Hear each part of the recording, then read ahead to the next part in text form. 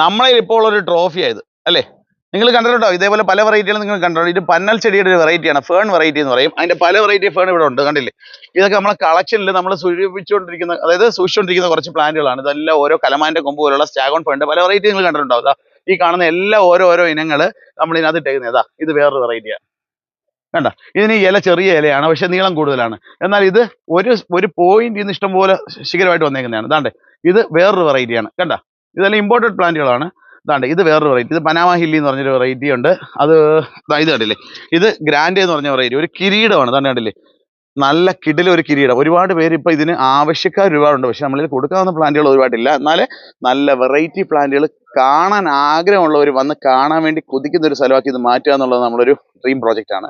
അതിന് ഇതേപോലെയുള്ള പല വെറൈറ്റി പ്ലാന്റുകളും നമ്മൾ സൂക്ഷിച്ചു പോകുന്നുണ്ട്. അതിൽ നമുക്ക് കിട്ടിയ ഒരു മുതലാണ് ഈ കാണുന്നത്. അതെ, ഇതിന്റെ ഷീൽഡ് മാത്രമാണ് ആയിട്ടുള്ളത്, ഇതിന്റെ ഇല വന്നിട്ടില്ല. ഇത് ഷീൽഡാണ്.